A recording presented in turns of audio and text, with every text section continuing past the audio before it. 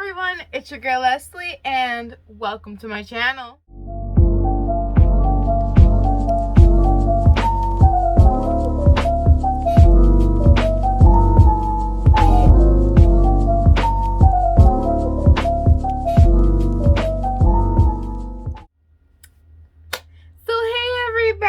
I'm glad I finally get to make a video after maybe a couple days or two.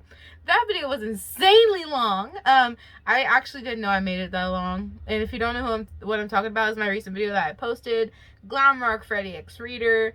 That one was insanely long, and it was only for 3 chapters. I honestly didn't know it was gonna be that long. I thought it was maybe 30, 40 minutes, not a whole 57 minutes or something, or close to an hour. I mean, I have recorded full on hour videos, but this took hella long and were hella complicated because before that I used to use KineMaster and it just sometimes didn't even upload properly the videos, and I got so mad about that. And if you're using KineMaster currently but you want to switch to a better app, I use this one right here. It is super duper helpful, and it's just more easier, and I think just the loading process just goes much smoother than where you would I don't know, better than KineMaster at least, but Jesus, that was a literal nightmare. And with this one, I think you have a bit more stuff you can do. I mean, CapCut you can also mix it a little bit up with CapCut. After you edit it here, you can also edit it here. I don't know. I think CapCut and I forgot what this one's called.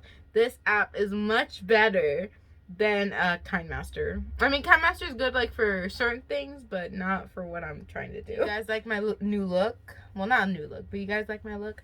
I wore this for today at school, and y'all, it wasn't crazy, but I will tell you what happened right after. Okay, I know this is gonna be long, but it's a story time. Let's do a little story time before we start. Okay, so first, look how cute he is, the poofy, the poof, period. And I'm also, yes, wearing green pants as well. Well, green tights, really. They cute, though. They cute. Anyways, continuing with the story. So basically, right after school, I usually like to go to the band room and then go on my way there, because I think it's just easier, and it makes me go to my destination way faster than just going straight out the doors. It makes an excuse to make me look around one more time in the band room before I leave. No really good reason why I do that. Anyway, as I was walking through the doors, the entrances where you would enter into the building of your high school, there's a couple boys there, a group of boys doing something, I don't even know. So as I was walking past, I wasn't even I was looking straight ahead to where I needed to go, because I really didn't care, and I just wanted to leave. I was on my way, I was busy, okay? And as soon as I was a far enough, quote unquote, distance for them, I could still hear them though. They were like, bro, she totally looked at you. No, bro, she didn't look at you, and stuff like that, and snickering and all that. And I was like, I didn't look at anyone. And matter of fact, I looked at that door. If y'all are so desperate for some eye contact, goddamn, that's kind of sad. Damn. And I didn't say anything, but I just walked away. But I probably should have said that. Would be so funny. And I probably should have said this as well. That, I was looking at the door, right? As I was, and I should have said that the door was far more attractive than any of you guys are. That door got more of my eye contact than anyone else. That door's special. That door is built different. I should have really said that. Shouldn't I have? I was far away, and I just didn't want to turn around, because I was like, I'm too tired. I'm hungry. I want my ice cream. I want my chocolate. I'm lit. I'm hungry. So I left. Luckily my mom didn't care. I told my friends about it, and they're like, oh my god, they're so desperate. I'm like, yes they are. They're very fucking desperate. For what though? Yeah, I get it. I'm cute, but that desperate? Come on. I was literally just walking past you. I wasn't even talking. I don't even know you. That desperate? Really? That desperate? Anyway, That was my main story that happened today. Not anything special other than that. Oh my gosh, I probably already took it too far. I'm sorry, y'all. But anyways. Oh, by the way, you should let me know what I probably should have done in the comments down below if you got a good suggestion, so I can keep it in mind for next time. Anyways, today we're gonna be reading Carnage X Reader, and since I haven't read it in a couple weeks, we're gonna try and keep track of that story because why not? I need to, like the others, like equality up in here. Without further ado, let's get straight into this. Okay, y'all, so we up in here, chapter 17, You Over Everything. Blood covered Carnage's claws and fangs, dripping down in a small splatter as they attempted to flick it off themselves. They looked back at the body of the woman they had just gutted their bare hands and teeth. Poor thing, thinking she could manipulate and control me. I really had missed you, Shriek, they said with a sigh, turning their head away. But you clearly forgot I kill anyone who threatens me, and YN is a part of me now, so you had to be eliminated. They licked their fangs a couple times, finding the taste of her blood to be fairly sweet in their mouth. They hummed at the taste, feeling as it's been for far too long since they had last tasted the scarlet blood of humans. They dug their talons into the ground to stop themselves from turning back to the body and devouring it. That would not have been something YN would be pleased about. Well, really, none of this was. Instead, Carnage jumped from the building, catching their webs on the towering skyscraper and swinging away from the scene. As they tasted the remains of Shriek's blood, they had to admit to themselves that her offer had been so tempting. And it wasn't until her lips were on their fangs and her hands were all over their body they were able to snap out of their lust and tear her off for the sake of protecting YN's heart. Shriek may have been some value in the past, but now she meant nothing to them. They loved no one but YN, and they were determined to prove their loyalty even at the cost of their own pleasure or happiness. In this case, it had been the pleasure they missed out on, but there was no doubt in their mind that YN was far better than anything Shriek could have offered them. They shot, good for you, I guess. They shot out another strand of web, turning to head down a path that did not lead back to home, but instead to YN's work. They might as well wait for her to finish up at her job, then keep a close eye on her while she walked home. The thought of YN working with criminals daily still makes them anxious, since in their mind she was very much delicate. If anyone were to try, she would be killed within a couple minutes. The logic behind that, even though the first time you guys met, she went screaming, wee, out of there, bro. She was a smart person to do that.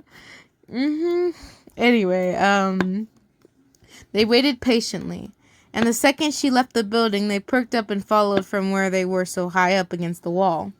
Whenever someone was so much as glanced at her a second too long, Carnage growled and prepared themselves to dive down and slaughter them if they proved to be an actual threat to their beloved. When she was closer to home, and there were a few people who might catch the sight of them, they dropped down into an alleyway a little ways ahead of her. Red formed to a black sweater and jeans around Cletus before waiting for YN to pass. When she did, he spoke. "Hey, beautiful." She let out a small startled sound and quickly turned towards him. She calmed down when she recognized him, letting out a small sigh. "You scared me," she admitted, Cletus joining her on the cracked sidewalk. "I know. It was a cute sound," he replied, taking her hand into his own right away. She accepted the action, holding onto his hand in return and walking down the street with him at her side. "What were you doing out here in an alleyway? Visiting your crack den?" she asked, nudging him playfully. He chuckled at her question, watching her with a small smirk. "No, I just went for some fresh air and decided to wait for you," he answered, stopping outside the entrance of their apartment. "Want to ride up, Dove?" he asked, a couple tendrils making out to wrap around his arms. She gave him a small nod, and he pulled her He pulled her close and into the alleyway. He jumped up the side of the building, transforming into carnage by the time they touched the wall. They quickly climbed together and pushed through the window, placing her down softly while still perched on the windowsill. As her feet touched the ground, she turned and placed a kiss to their fangs, the tendrils sprouting from their backs, suddenly swirling and coiling inward. Instantly wooed. They purred lovingly. She giggled at their action, but her smile disappeared as she licked her lips. They tilted their head. "What's wrong?" they questioned, jumping down and turning back to Cletus. She quickly took a step back as he got closer. You tasted like blood," she explained, grimacing slightly as a taste clung to her. Did you eat someone?" she asked, looking at him up and down to search him for blood. "What? No. I may have killed someone, though," he admitted, shifting his weight from one foot to the other nervously. He watched her cross her arms and glare at him, which made him very much uncomfortable. "Sorry?" he attempted, only started getting down further. Why? Why did you feel the need to end her life?"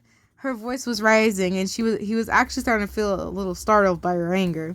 He was rarely ever afraid of anything, but seeing Wyan mad at him felt wrong and just unsettling for some reason. "I had my reason," he instantly snapped back, trying to keep himself from yelling. The problem with that is whenever he felt backed up in a corner, he ended up lashing out. "I knew the woman. She was kissing me and touching me, so I lashed out and she was killed." Wyan looked shocked for a moment, then calmed herself, ignoring any speck of jealousy over the fact that there was a murder to account for. You couldn't have just pushed her away, told her no, that you were taken, and she was cut short. "I tried that, but she did not listen, and she would have never let me go. She kept coming back at me and kept trying to take me from you," he told her, quickly taking both of her hands in his own. He stepped closer to her and he just stared up at him. "I did it because I didn't want her to interfere with us." She pulled her hands away and stepped slightly closer instead. "Look, Cletus, I appreciate your loyalty and need to be so protective of this relationship, but you shouldn't have to kill anyone for it," she sighed, brushing his long red hair out of his face. "You knew this woman? How did you know her well? Well enough. I thought she died long ago. What happened between us wasn't like this," he assured her, wrapping an arm around her back to pull her close. "What we have is really something else. I won't grieve for Shriek. Hell, I'd probably never even think about her ever again," he said, tendrils sprouting from his hand to trail up her back. "Hello, Red," she whispered, feeling the branches of the Simonite tremble in response. "Can you do me a favor? Make sure Cletus doesn't kill anyone else. If he tries, you can bite him," she said to the Simonite, and Cletus felt amusement from Red. The Simonite manifested her head and gave her a crooked smile. "Will do," she replied, turning her gaze to Cletus. "She has given me permission to bite you." Hey, hang on a minute," he snapped, glaring at the Simonite who beamed with happiness. "My word is over hers when it comes to what you're allowed to do. You're my Simonite, remember?" he ended with a mutter, flickering the nose of the floating head. "And she's my mate. Therefore, her words mean much more than yours," Red replied before sinking back into Cletus' skin. He blinked with wide eyes at where the head had been a moment ago. "Hear that, Cletus?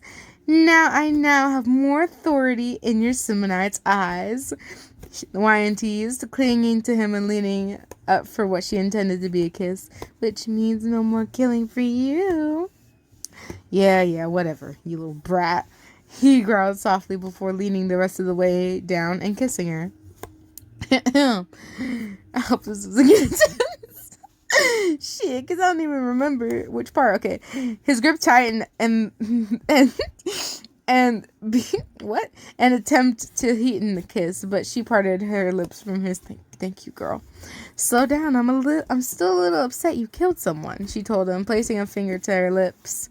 He gave her an unamused look, and she pulled away with a small, teasing smile.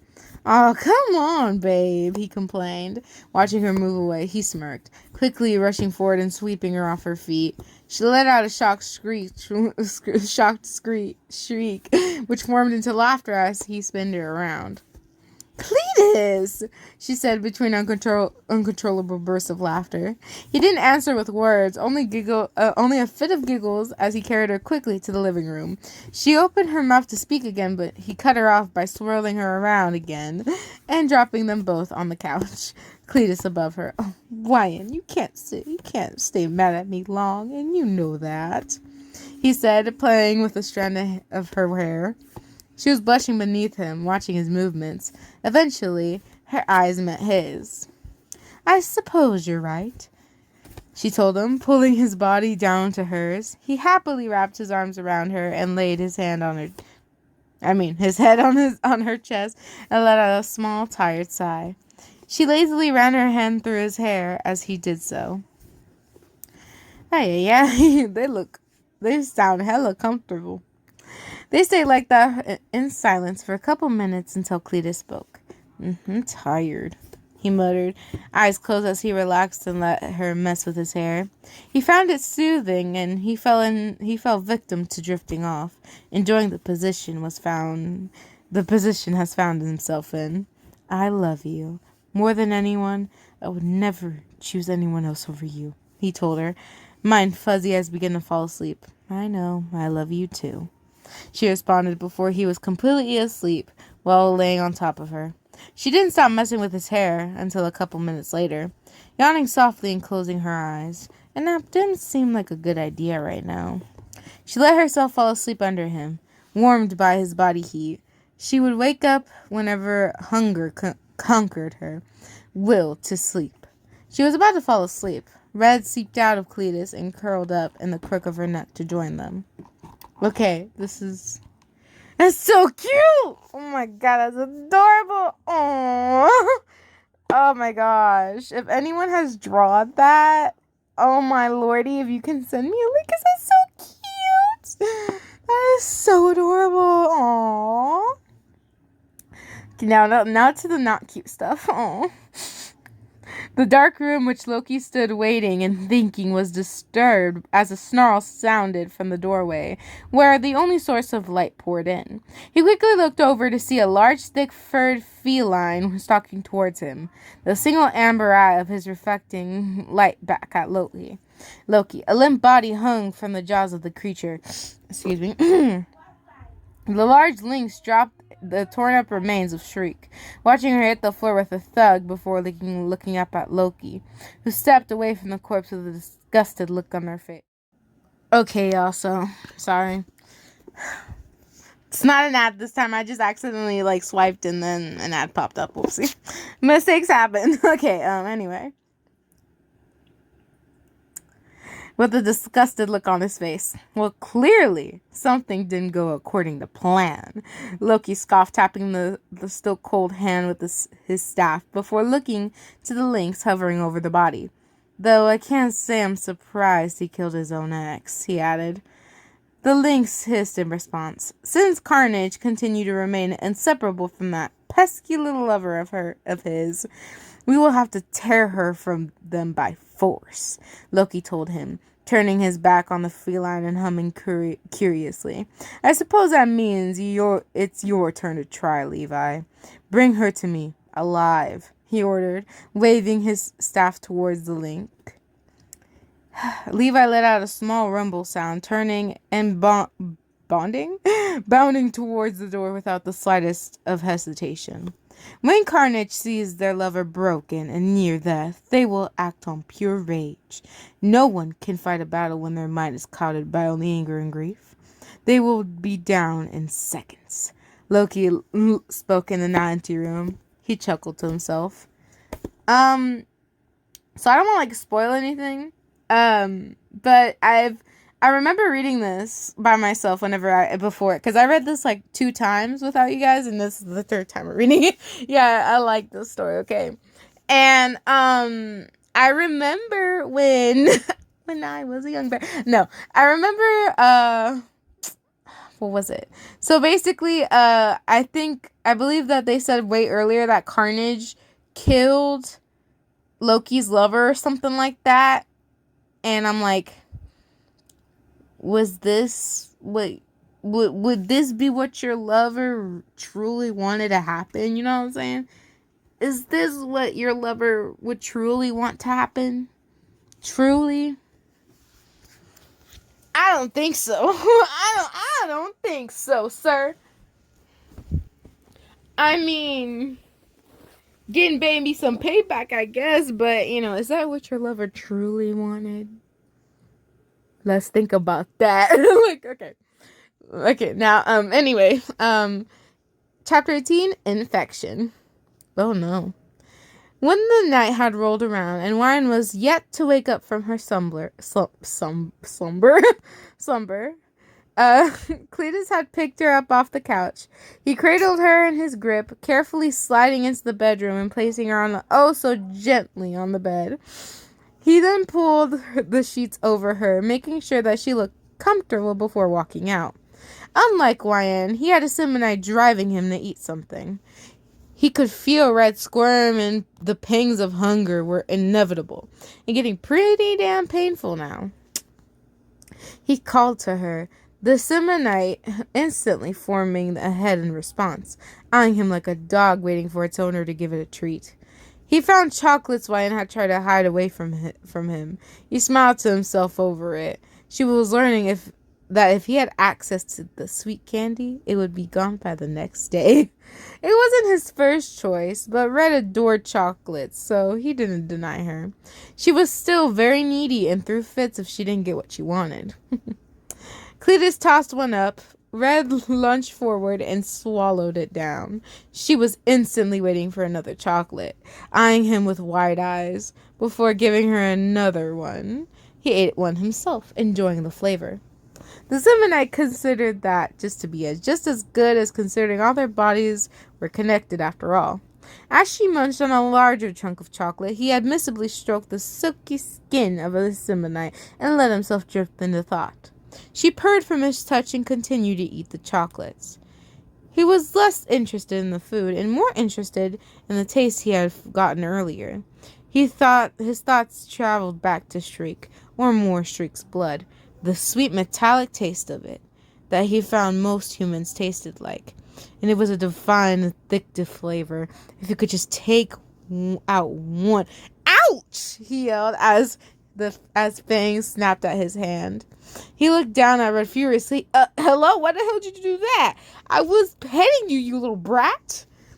He snapped at the Semonite like she was a misbehaving cat, smacking her on the maw and paid back for the bite. She hissed right back. You were thinking about killing someone. Wine told me to do that whenever you thought of such things, she argued, swirling around his back and laying her head on his shoulder submissively. He sighed as he found his hand was now dripping with blood. Although he craved the liquid, there was no satisfaction in tasting his own blood. He raised his hand to Red. She gently lapped up the wound the tongue soothing against the touch she had inflicted on him. She would heal it quickly. Before he could drift back into another train of thought, a scream broke the silence. He recognized it was YN instantly and dashed towards the room, becoming Carnage instantly at the possibility he might have to fight for his life to save his mate. YN! They called to her as they burst into the room. They saw a large feline holding YN in his large jaws, growling as Carnage entered. They didn't let confusion distract them, and they lunged for the monstrous cat. Claws extended forward with the intention of slicing its sides open. Lynx reared back, and with a single leap, it bounded to the doorway. Carnage turned and ready to try again. One more step and I'll crush her, the big cat hissed, tensing its jaws slightly as a threat. Lion let out a sharp cry as its fangs digging into her. Technically, if you're in its mouth, technically speaking, Would you possibly be able, like, this is random, if she got a feather near her, she'd be able to wiggle it in his nose and make it him sneeze, letting his jaw loose, then you quickly jump out of it and be a ninja. I think okay, that's a little dumb, but you know, the thought is there. Or you know what she could do? You could technically speaking, you could technically grab the tongue and pull it super hard. Or no, I don't think that would work because that make him clench his jaw more, and you know, she's dead. I don't know. I'd say poke his nose, just with 2 fingers. Poke his nose, or poke his eye. You know, so he could be like, "What the fuck?" And lets that jaw loose to get out. Anyway, anyway. Yeah. Carnage could smell her blood, and it made them shake and snarl. They wished to save her, but if Lynx wasn't bluffing, he would kill Wyan for trying. What do you want of her? They asked, seeing Wyan as she struggled in the grip of the monstrous jaws.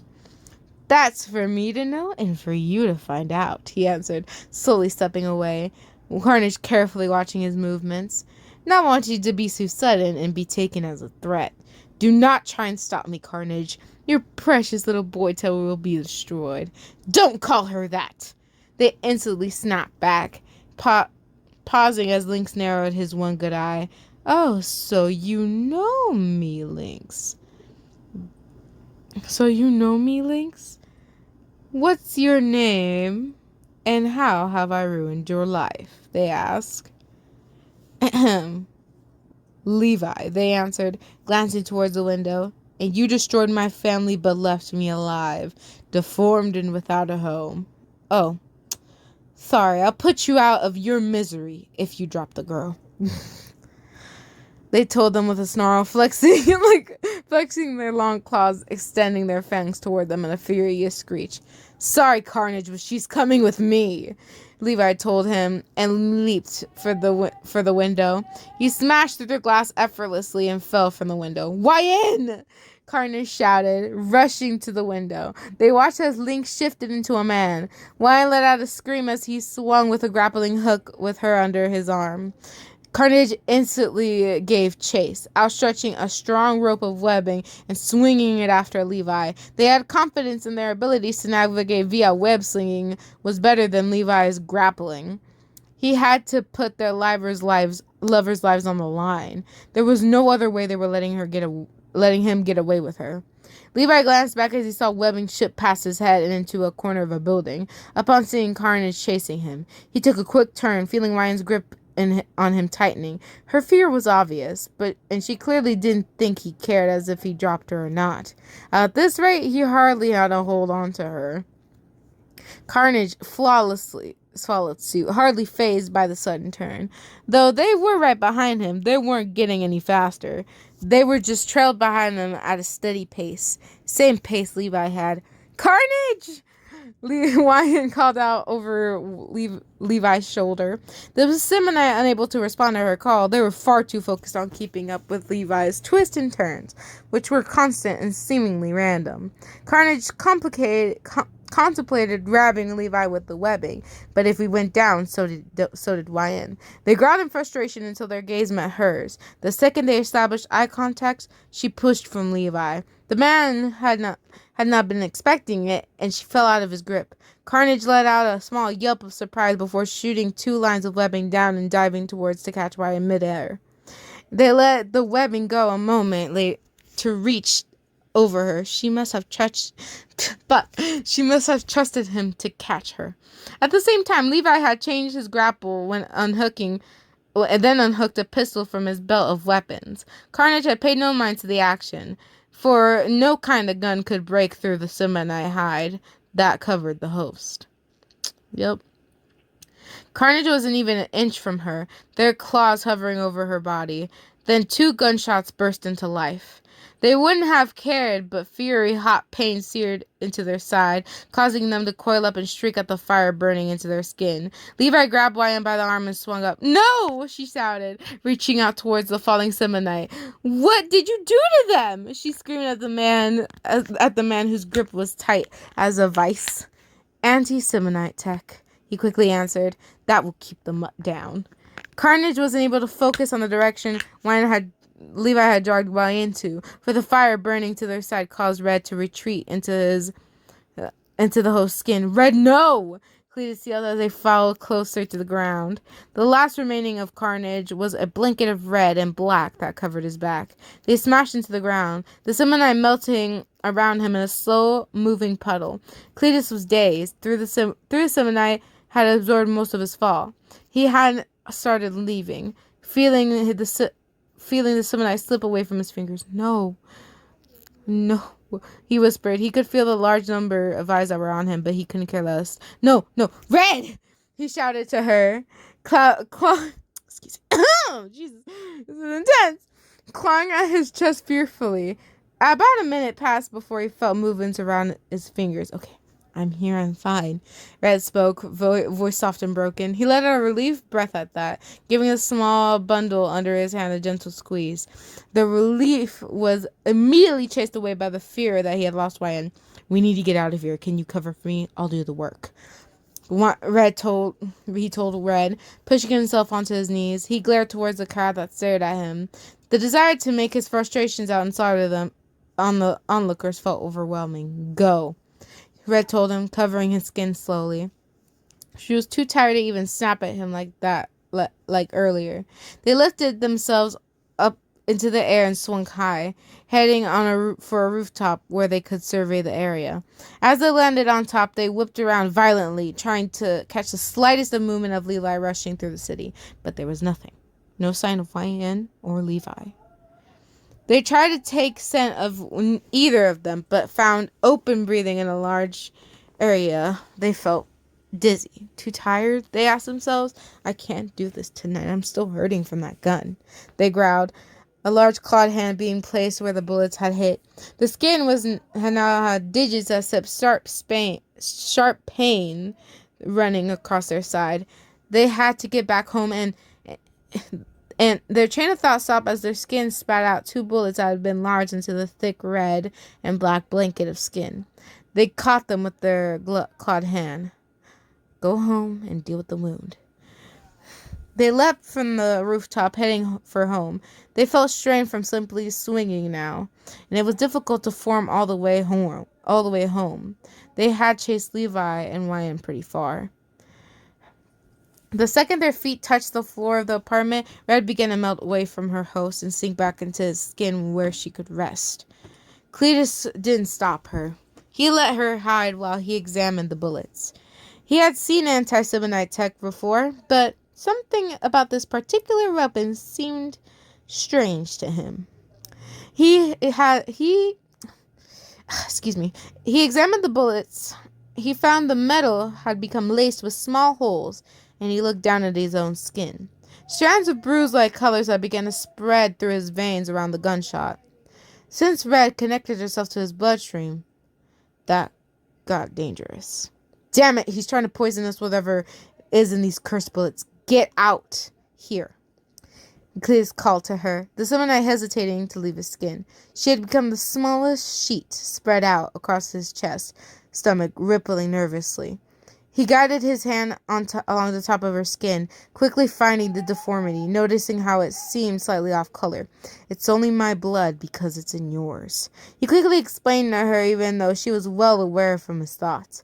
"We have to cut the damn infection out before it becomes too dangerous," he said, and as he grabbed the deformed area with his hands roughly. He had to hold it tight or she would squirm away. "Cletus, no!" she wailed, attempting to move away from his grip. He clutched her even tighter as she lashed around, smacking it at his hand with the tendril. "It has to be your skin. Mine would be useless to cut since anything you heal will probably be infected by the poison that's in the wound you carry." He stood, heading towards the kitchen. It hurts me so much as to hurt you, Red. No! She screamed, trying to sink back into his skin. He didn't let her and made sure to hold on tight.